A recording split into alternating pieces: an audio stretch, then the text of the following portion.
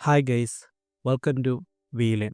മനുഷ്യ ചരിത്രത്തിൽ ആദ്യമായി ബഹിരാകാശത്ത് ഒളിഞ്ഞുകിടക്കുന്ന രഹസ്യങ്ങൾ തേടിയുള്ള ആദ്യ പഠനങ്ങളിൽ ഏർപ്പെട്ടത് പുരാതന മെസോപ്പൊട്ടാമിയയുടെ ഹൃദയ നഗരമായ ബാബിലോണിയയിലെ ജനങ്ങളായിരുന്നു.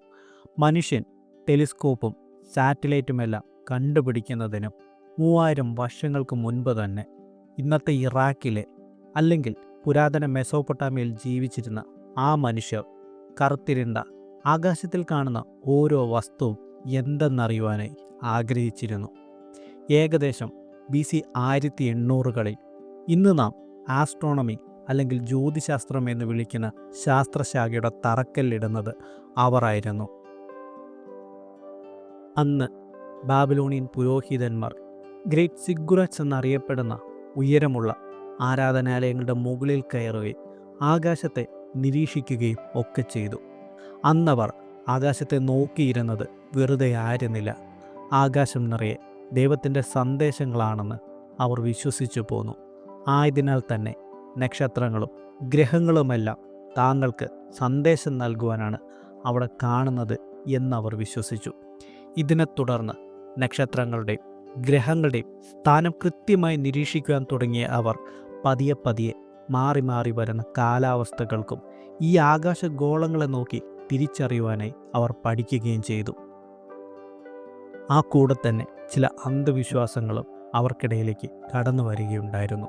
രാജാവിൻ്റെ ഭരണകാലവും യുദ്ധവും എല്ലാം ഉണ്ടാകുന്നത് ഈ സന്ദേശങ്ങളിലൂടെ തിരിച്ചറിയാം എന്നവർ ആകാശത്തിലെ നക്ഷത്രങ്ങളെ നോക്കി പ്രവചിക്കുവാനായി ആരംഭിച്ചു. അങ്ങനെ നഗ്നനേത്രങ്ങൾ കൊണ്ട് കാണുവാൻ സാധിക്കുന്ന ഓരോ ആകാശഗോളവും അവർ കൃത്യമായി നിരീക്ഷിക്കുകയും 10,000-കണക്കിന് നിരീക്ഷണങ്ങൾ നടത്തുകയും അവയെല്ലാം തന്നെ ക്യൂണിഫോം ലിപിയിൽ ക്ലേ ടാബ്ലറ്റുകളിൽ എഴുതി സംരക്ഷിക്കുകയും ചെയ്തു.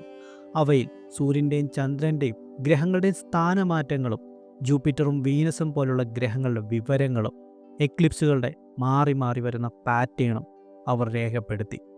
അതിൽ തന്നെ ഏറ്റവും പ്രശസ്തമായ ഒന്നാണ് 20 വർഷക്കാലത്തോളം തുടർച്ചയായി ശുക്രൻ്റെ അപ്പിയറൻസും ഡിസപ്പിയറൻസും തുടർച്ചയായി പഠനം നടത്തി രേഖപ്പെടുത്തിയ വീനസ് ടേബിൾ ഓഫ് അമിസാദാഗ്വ.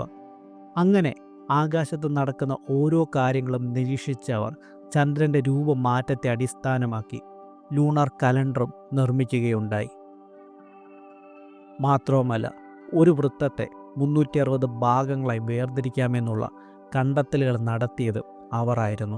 അന്ന് ബാബിലോണിയൻ കൗണ്ടിങ്ങിൽ ഉപയോഗിച്ചത് സെക്സാഗെസിമൽ സിസ്റ്റമായിരുന്നു. അതിൽ നിന്നുമാണ് 1 മിനിറ്റ് 60 സെക്കൻഡും 1 മണിക്കൂർ 60 മിനിറ്റ് എന്ന രീതി രൂപം കൊണ്ടുവന്നത്. കാരണം ആധുനിക ഘടികാരങ്ങളുടെ ആംഗ്ലിൻ ജിയോമെട്രി ബാബിലോണിയൻ മാത്തമാറ്റിക്സിനെ അടിസ്ഥാനപ്പെടുത്തി രൂപപ്പെട്ടു വന്നതിനാലാണ്. മാത്രവുമല്ല, ആകാശത്തെ 12 സെക്ഷനുകൾ അല്ലെങ്കിൽ കോൺസ്റ്റലേഷൻസിനെ അടിസ്ഥാനമാക്കി 12 സോഡിയാക് സയൻസ് രൂപപ്പെടുത്തിയെടുത്തതും അവർ തന്നെയായിരുന്നു. അപ്പോൾ ഇത്രയുമാണ് ബാബിലോണിയൻസിൻ്റെ ബഹിരാകാശ യാത്രകൾ എന്ന ഈ കൊച്ചു ടോപ്പിക്കിൽ നമുക്ക് അറിയുവാനായിട്ടുള്ളത്. ഓക്കെ, അപ്പോൾ ഞാൻ വീഡിയോ കൺക്ലൂഡ് ചെയ്യുകയാണ്. വീഡിയോ കൺക്ലൂഡ് ചെയ്യുന്നതിന് മുമ്പ് നമ്മുടേത് വളരെ ചെറിയൊരു ചാനലാണ്. നിങ്ങളുടെയൊക്കെ സപ്പോർട്ട് ഉണ്ടെങ്കിൽ മാത്രമേ നമുക്ക് മുൻപോട്ട് പോകുവാനായിട്ട് സാധിക്കുകയുള്ളൂ. Tata bye bye. നമുക്ക് അടുത്തൊരു വീഡിയോയിലൂടെ കാണാം.